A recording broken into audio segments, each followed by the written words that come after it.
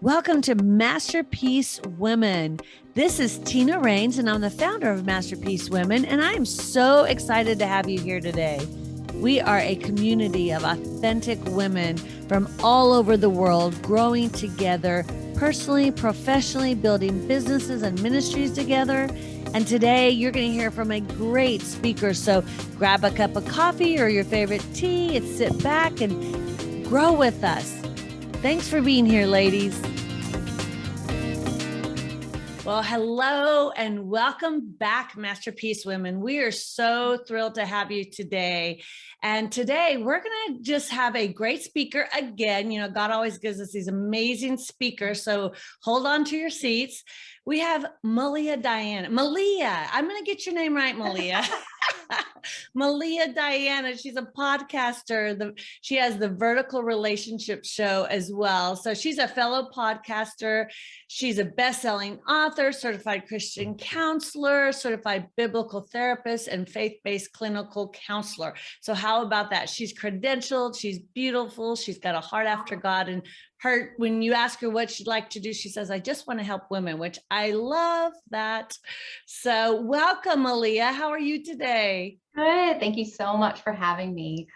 Oh, absolutely. After we talk, Masterpiece Women is all about authenticity and building relationships and building businesses. And when you and I spoke the first time and we discussed having this, I thought, oh my gosh, she is such a masterpiece woman. Like, you are the epitome of what a masterpiece woman is, has a heart to serve others, has a heart to grow, and has a heart of generosity. That's really our three pillars. So thank you for joining us.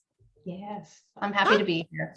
Talk to me a little bit about your journey, Melia. I would love for the audience to just get to know you a little bit better and hear a little bit more about you. How did you get started in your calling? What did that look like for you? Whew, that's a long story. Make it short, girl. Make it short. I'll compile it in a paragraph here. So I have been in the medical and fitness field for 15 years. Love doing what I'm doing. Helping people reach goals is such a huge part of me. I love that part of it. But what God was showing me and telling me He has more for me. And in the process, I was writing my book, going through that, but then COVID hit. And I knew even before then, God was showing me to tell me to leave my current job, which is in physical therapy. And I was like, I couldn't, I was like, I can't, God, I can't. And even though He said, yes, you can, I actually went into the office, put in my 2 weeks, and they held me there. It is what it is. I was fighting disability for my husband, and I just kind of had to keep this family afloat. So I had a hard time letting go of that. Plus I loved it still, but I knew He had more for me. So when COVID hit, that was it. He was like, okay, this is it. You're getting your book out. I became a counselor, all these things He started dropping little by little. And it wasn't, I did this all in, 1 month or anything. This is a course of 2 years. It was first get the book out, be a part, I collaborated in some other books with other people. Then it was, okay, now you're going to get certified. Now you're going to do this. So along the way, he's showing me and dropping seeds. Okay, now you're going to podcast. And I'm like, I don't want to podcast. He's like, no, you're going to podcast. So little by little, He just started showing me this is what He has called me to do in the area, and especially with Christian counseling and helping people with the inner healing deliverance part of it. So that is me in a nutshell. Yes. So tell me a little bit about that inner healing and deliverance part of it, because as you know, our whole ministry is based on Ephesians 2:10, and we want every woman to know they're a masterpiece, renewed in Christ, so they can go do what God's planned for them to do, right? And now that's my paraphrase of Ephesians 2:10, but those are our three main objectives. And so when looking at that, I recognize that in becoming a masterpiece, you have to be free of all that bondage. And I personally have gone through inner healing and really believe in a lot of people do not understand what that is exactly. So could you give us a little bit in a nutshell? What is that exactly? So people understand what that means? Sure. So I want to simplify it also. When we get saved, and not a lot of people even understand this, our soul is restored, but our spirit is restored, but our soul is not. There's still a lot of inner work that God needs to do, especially even with the body, the mind, will, and emotions. That part is where God needs to get in and really work. Those soul wounds, there's trauma from our past, from childhood, there's triggers, there's all these different areas that we kind of carry. Like you said, there's bondage, and the devil will play off those things if we're not healed in those areas. So that's exactly what he has showed me to do. It's like, go in there, let's break these strongholds. This is something I had to personally go through, just like he did for you. I was in a very narcissistic relationship where I had to break free from that. And I had to get really serious about my walk with Jesus, first and foremost. I was that baby Christian. I was playing that Christianity, that once a week. Oh, that's good enough. I'm a good person. And it's so much more than that. Oh, girl. Yeah, girl. I hear you. I feel you. I hear you. And I was so there until my late 30s. Yeah. And I won't tell you how old I am now, but it's been quite a few years. But I remember, and having gone through the exact same thing, narcissistic relationships, the pain, and not being completely healed. And I just didn't even understand what that total intimate relationship with Christ looked like, because I had so many strongholds still holding me back until I surrendered completely, walked through healing. And so it was powerful in my life. It was huge. Huge. So I'm a firm believer in it. It is. And there was one thing, it was like, well, why was I accepting it? I had to that's the inner part, is that you have to like go take a look at that inner man, that inner soul. What is wrong with me? Why was I accepting this treatment? Why is this okay to do this and do that? Like, I had to take a good look and stop playing the blame game. And that's when I had to get really serious about my walk with Jesus. And that is when I was like, okay, like, that's it. It's like, I'm all in, I'm not going to be half in, and really, really just on fire for him. And like, that was it. It was just, and it kept going. Yeah. I recall so vividly the year that I did that. It was going through my divorce. I was on my knees. The economy was plummeting. The housing market in South Florida was plummeting. I just bought a very expensive home and a few months earlier, and everything around me was falling apart. And I was like, Lord, what do I do with this? And it brought me to my knees, to the extent of I had to just rely on him and get back and go, okay, what in me is still broken that I'm accepting this kind of treatment, number one. And number two, maybe I need to, and I'm saying this to the women that might be going through a divorce, might be in bad toxic relationships. What in you is still broken? And maybe you need to look at, as I did, taking a rest. I literally took a sabbatical on dating and even any kind of relationship. And I said, okay, 2 years. Well, my 2 years, other than a couple of very, very, very short couple of weeks kind of thing, ended up being almost 15 years. But it was like, okay, I need to take some time and just get real and raw with God and spend time growing and healing and figuring out what in me is still broken. And so many women go back immediately because it just feels normal, even though it's unhealthy. That's their normal. They go back into these relationships, and it's a cycle. And the statistics and the reality is, till you stop and break the cycle yourself, which unless you break those soul ties, unless you really take the time to seek counseling, to seek healing, to seek personal growth, and spend tons of time in the Word, study like you've never studied anything in your life, spend time with God, praying like you've never done before, worshiping like you've never done before. Suddenly he comes alive, and that healing is like nothing I can explain to you. So, I mean, as you're speaking, I'm like, yes. That's what women need to focus on, especially walking through divorce, and men, obviously, but this show's all for women. So if you're a man out there listening to our show, we're glad you are. You need to do it too. But for all of you women, and I know, divorce is a real thing, especially, nowadays. So yeah, that's exciting. I love what you're doing, girl. And I love how you're building your organization. We talked about collaboration. You're very much about collaboration, which is what we're about. We want to help women grow personally, professionally, build their businesses, build their ministries. And so we have people like yourself on our shows all the time. So it's exciting to have you here. I know. I love how the Lord, those divine appointments too, because that's it. It was a divine appointment. It's like, oh, it's a coincidence. Nope. It's a divine connection. Absolutely. Absolutely. Talk to me a little bit about when we're talking about building business, building ministry. Mhm. What would be that one piece of advice? I always ask this question on every podcast because I think it's so valuable to hear the advice that people have taken to be able to build their businesses or ministries. What would be that one piece of advice that you'd say, oh yeah, that was powerful. This is how I applied it.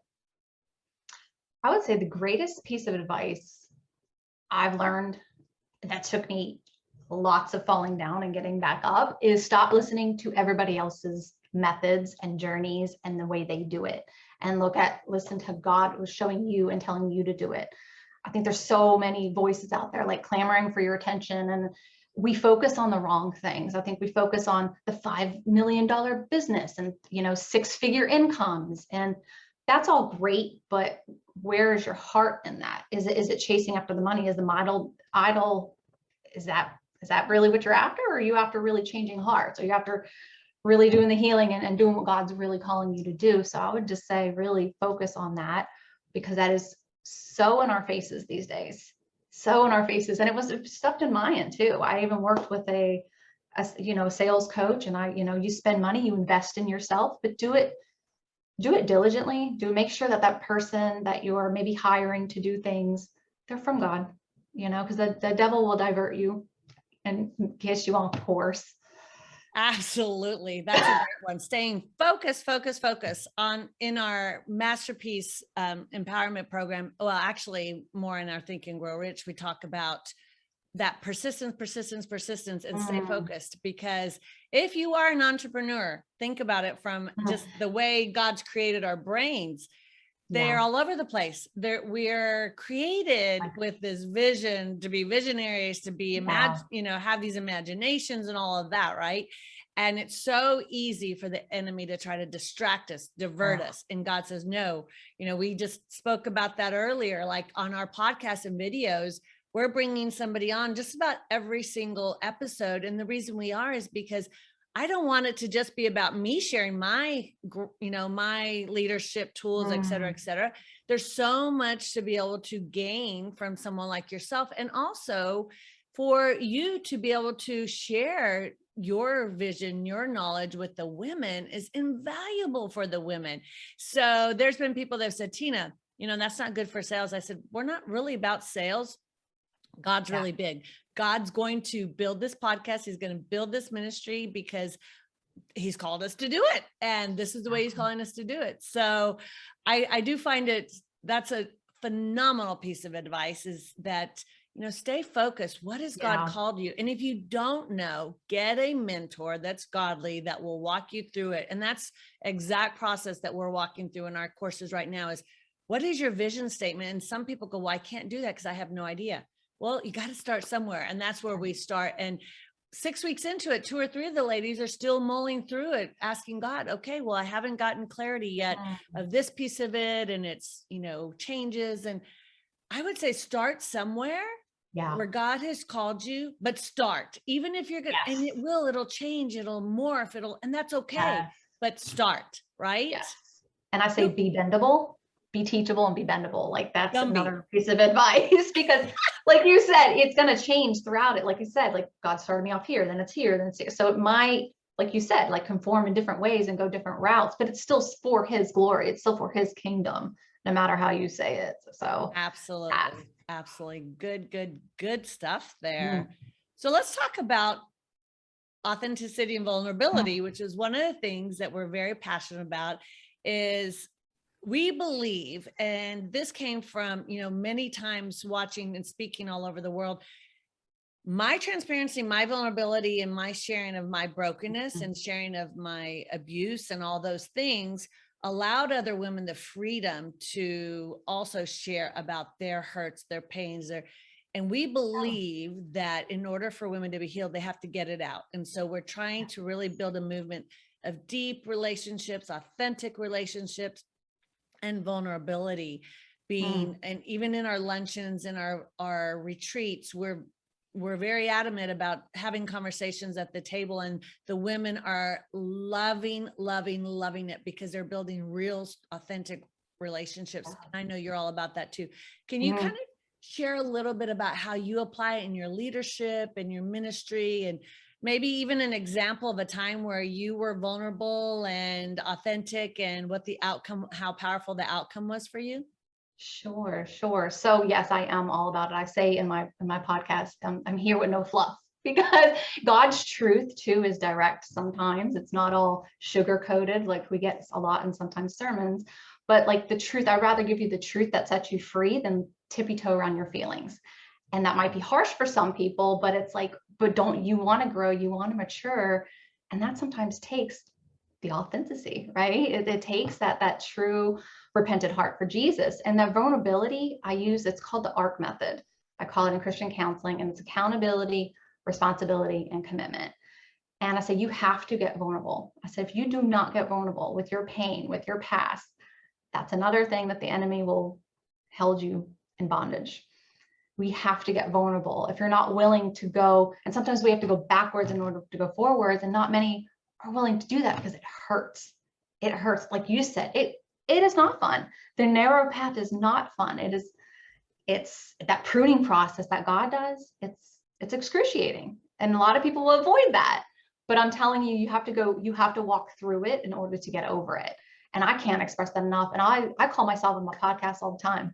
So you talk about being vulnerable. I'm vulnerable all the time. And I'm like, hey, listen, I've been there and I've got through it, but to see what God can do with it, right? He took that brokenness and he could turn it into something beautiful. What the devil is using for bad, God will use it for the good if you let him. Absolutely. It's like peeling off that Band-Aid. Yes. That's what I always describe it. Like unless you peel off that Band-Aid and and this is really disgusting actually of an example, but think about it. It's like, okay, this is the nurse in me and maybe it's TMI, but think about a zit. Think about a pimple on your face and it's like, it's swelling and you want to squeeze it because it's hurting and you don't want to because it'll hurt if you do it. But once you squeeze it and it feel better. Yeah. It feels better, right? And that's that pain, that's unforgiveness, that's pain, that's our histories, that's our brokenness. If we will just let it out and get it out and cleanse it, then wow, what God can do with it. And it's just amazing the healing that comes from letting it out and being vulnerable and being authentic. And I believe when you surround yourself with women that are like-minded as well, and I've seen this over and over and over, we can do amazing things for the Lord together. And so often there's this whole competitiveness in women.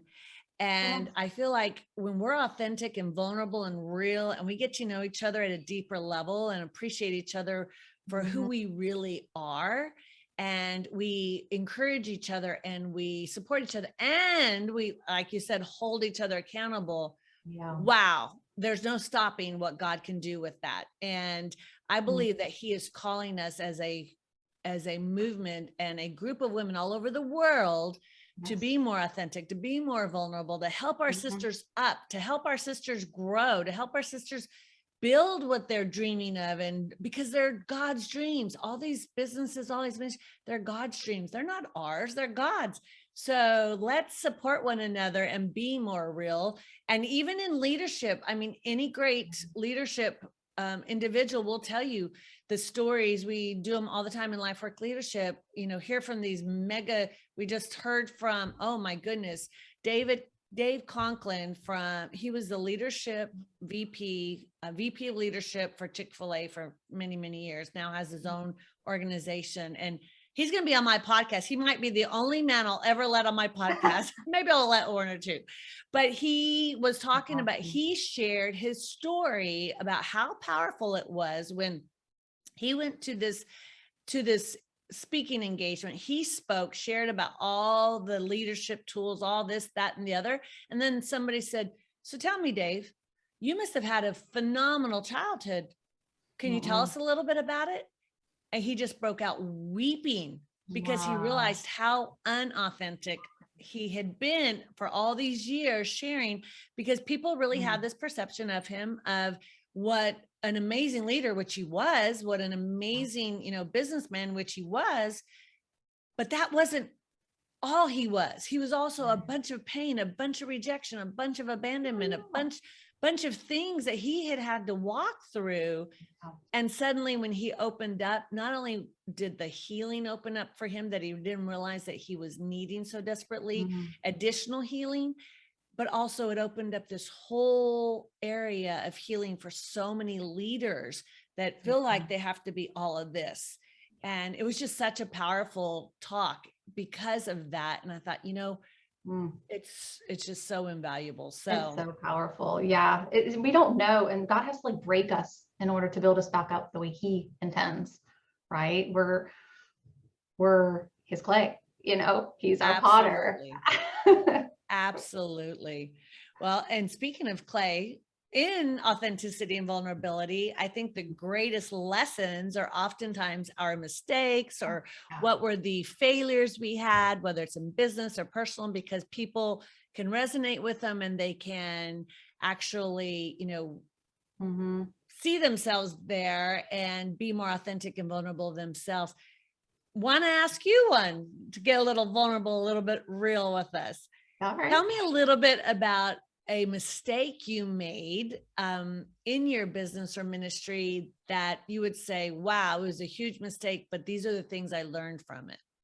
That could be part of, like you said, part of the mistakes is growing and learning, right? I think just building the business of becoming an entrepreneur, learning everything by yourself. How do you build a website? How do you do this? How do you do social media posts? What's Canva? What's all these things that come along with it. But it stems back to what I told you earlier, is chasing after everybody else's ways. I'm a big advocate of invest in yourself, invest. Do what you got to do to get you there. That might be some courses, that might be some things. Be diligent on which ones it is. But I'll be real here. I took, thousands and spots, spend thousands of dollars on courses and all that stuff. And you take the good with the bad with it. Mm-hmm. So there was a course more for products and services. And what I took with that, I couldn't turn what they were doing. I couldn't really do that with my business because it was so much deeper. It's a transformational work. So somebody that's teaching you how to maybe build a podcast or teaching you how to play the guitar is very different from transformational healing. So I couldn't take all those things, all those nuggets, I could take some of those things. And then God had to show me, okay, is that really in alignment with what I'm showing you? So I would say, take the good with the bad. Just focus really on what he's called you. Like, we're all so imperfectly perfect. We're so unique to God's calling. Just follow what he's telling you to do. And that becomes when we really start having that vertical relationship with him, which is the epitome of everything I do. I say that if we're not right vertically, our horizontal relationships won't be right. And that is something that always stuck with me. And the pain part you saw, like, pain is our biggest motivator. I talk about this in my book. It's one of our biggest motivators. It'll get us moving. It'll get us, and God will do what he has to do sometimes. And it's not pretty. It's not pretty, but it's powerful. But it's real. The pain is real. Yeah. Absolutely. Well, and it's interesting you say that, because that is one thing when I set on this course of doing Masterpiece Women. Well, the luncheons, I've done thousands of events in my life, probably, or hundreds, whatever. I mean, I've attended a kazoodles. So doing a luncheon was like, I could do it in my sleep as far as like the operations, whatever, not a big deal. But then when I started the podcast, that was a really big deal for me. I had no idea what I was doing. Yeah. And I, even when the Lord started calling me into doing coaching prior to doing Masterpiece Women, and I'm building an online platform, I built it all on my own. I did the same with Masterpiece Women, started my own site. And now, like, in this next month, they have this deal, and the same, organization I have my mind through, they have this special. And I'm like, are you kidding me? Like, if I'd had someone walking me through every single day how to do it. But it was a learning curve. Yeah. And what I have found I've become, whatever I am looking to do, whatever God's called me to do, I do go out and look at the best in class.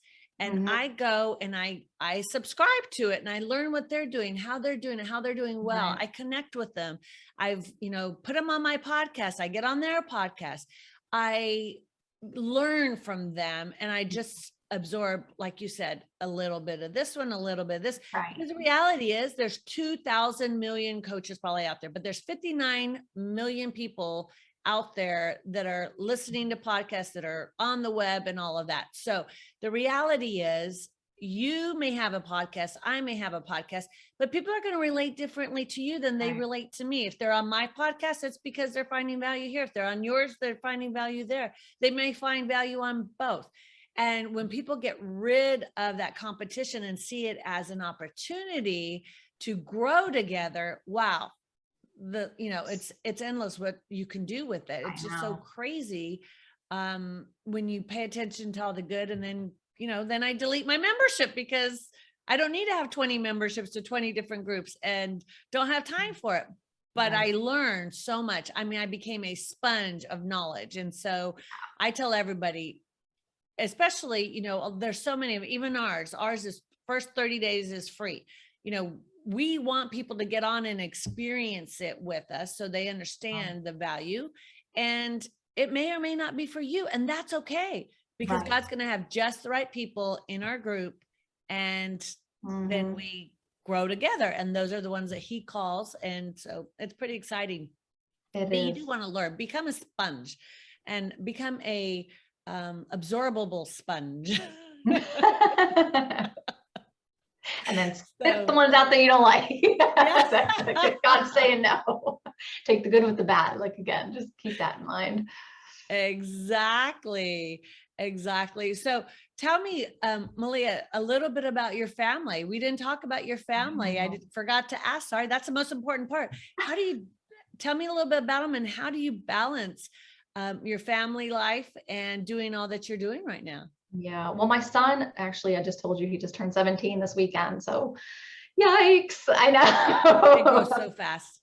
So fast. And it's crazy here in Florida with the driving, right? So it's been a little like, but you have to let them go and blossom and turn into who they are.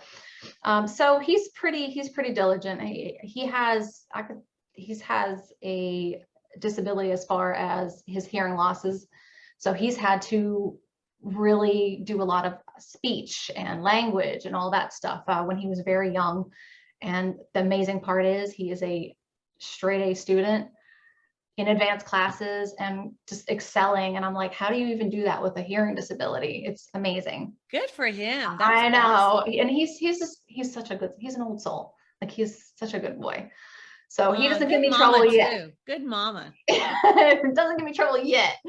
And then my husband, disabled veteran, he's had a lot of back trouble in the past lot of years. I fought disability. I'm kind of his advocate for him. So that's been tough. That's been tough. He was seeing him go through that and not being able to work and all that stuff. So I kind of have to be his aid in a way. Do you know what I'm saying? Like, make and cook, clean, and go travel. So yeah, I could, you do what you do. God gives you the strength to do it. And I think sometimes the devil will throw these things as like, oh, I have to do this or I have to do that. And it's like, no, I get to do those things. Like, thank God that I'm in a position where I am healthy enough to do those things. So, it could be a lot worse. People have it a lot worse. I try to always see the positive. Like, it could be worse. I've worked with so many patients in the physical therapy realm, even little kids that had cancer. I'm like, it could be a lot worse, or you could be in a wheelchair and not move or not have limbs. Like, so I try to always say, like, it could be worse. And so I just keep going, and I'm a big goal-oriented person. When God plants something in my heart, and my husband will say, that's one thing he loves about me, is like, I'm like, nobody will stop me. Like, knock down, like, I'm going to do this. This God's telling me to do this. So I have to, and it's putting up boundaries too. It's really saying no to those things that are going to take away that time. Maybe if I got it to do this or this or this, and just be really diligent with your time. Absolutely. That's so key. Can I tell you? So in my coaching, I would say 99% of all the women that I've coached over the years have had issues with their time management. You're talking owners of businesses, CEOs, and even stay-home moms managing their lives and wanting to build side businesses and things. The time management is so key. And if it just, I can tell you, just being transparent and vulnerable, it's my biggest weakness. Sometimes when you have greatest weakness, I would say, when I have a compassionate heart towards things or, a ministry or what have you, like oftentimes I would find myself, especially when I was single, not so much now that I'm married because I have my voice. I've been married for the last 4 years and my husband's really go, honey, you're getting a little busy again. I'm like, You're like, oh yeah. I guess he's like, we went out 4 nights this week to events and to charities and to this and that. Like, oh, that's good. Yeah. And so, I'm like, oh yes. Okay. I gotta start saying more no's. And, that is, as a leader, I'm coaching, and even myself, I have to practice what I preach. I have to remind myself and ask myself when I schedule my schedule. And if I get back to doing a handwritten schedule and really sit and look at what my goals are for the week, and I focus on those goals and I look at my schedule, suddenly I rework my entire schedule. And so being more attentive to looking at what my goals are for the next 6 months, the next month, those short-term goals are really, really important. I think sometimes we look at, okay, I know where I want to be at the end of the year, or next year, 5 years, but where do I want to be this month? Where do I want to be this week? And then if anything does not align with those goals, it needs to be deleted out of your schedule. And so I've been much more intentional because of the volume of the things I'm doing and the impact that I do want to make and the impact I want Masterpiece Women to be able to make for the Lord. I've been much more intentional. And the fact that it's my daughter's senior year, it's my, I've only been married 4 years now, 3.5, I guess now. And I want to make sure that I'm putting my family first. That's not easy to do when you get so busy. And so I don't typically work weekends anymore. I try not to work in the evenings. There's an occasion that I will have to do some of those things. Even our coaching calls, I was doing them in the evenings, and I'm coaching the women to make their families priorities. And none of us wanted to be there. So we all together determined we weren't doing them in the evening anymore. We're only going to do them during the day, even if we have to get up earlier, because we want to make our families a priority. So it is, not that, when you're building business though, I'm going to give you a little caveat to that though. There are times and seasons you do have to take time, put the kids to bed, spend 2 hours working a business. If you're building an online business, especially if you're trying to leave a 9 to 5, because there's not enough time. You can't do it during the day. So there are times that you do have to do that. But it's got to be for a season. It's got to be based on your goal. And it needs to be, your family needs to be sold out with you. They need to be in it with you so that they are also feeling a part of it, and they're not excluded from those hours in the evenings that you do have to work. I know the burnout exactly. Too, and then you get regret, and you get, your husband, it just causes strife. So I always try to remember the God's ordained order, which is him first, right? We need to be him first, then it's husband, wife, then it's our kids, and then everything else plummets after that. And that's something else I say in my book. And I just try to always keep that in retrospect too. It's like, just like you said, just be diligent. Be diligent with your time. Persistent diligence and prioritize, set those goals. Well, what would you leave us with? What would be that one piece? You've already given so many great gold nuggets to the women today. What would be that one thing you walk away with that they would just gain value from today? I am the epitome of a vertical relationship with Jesus. Like, that is like the ministry that he gave me. I would just say, encourage every woman that is listening to just sometimes just step back from the chaos, the clamors of the world, and just sit with him, be still. What is he showing you? If there's part of that needs to be healed. If it's spending more time with him, do that. We make time for what's important for us. So if we can go in the morning and jump on our phone real quick and look on social media, maybe we could take that time and open up our Bible and spend time with God and pray. And little by little, I'm not saying you have to spend an hour with them, but let's just start small, and you'll see that you crave it and you want to spend time with them, and your day starts off like that, and you're better for yourself, your family, for the world, like putting on that armor and just setting the tone right. And everything else will start falling in place. Amen, sister. That's the best piece of advice that I could ever possibly give. It all starts there. You can do every great book, every great lesson, every great thing in the world to grow as a leader, to grow as an entrepreneur. But if you don't have that vertical relationship with the Lord, it's all in vain. We're here for a purpose and a plan, and he has great plans for us. And he wants that intimacy with us. And so ladies, I encourage you, if that's not part of your daily walk, I encourage you to implement some time with the Lord every morning.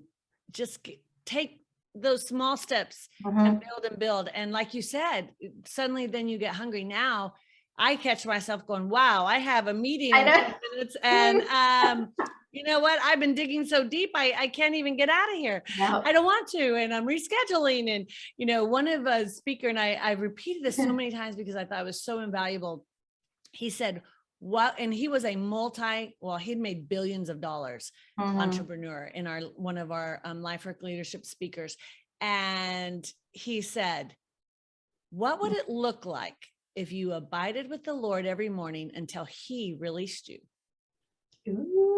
Ooh, yeah. That's powerful. Yeah. Yeah. So when you think of it from that perspective, not of when my schedule releases me, when I think I should go, when God releases me from abiding with him, I start my day. How would your day look? So I'm going to challenge each one of you with that today, ladies.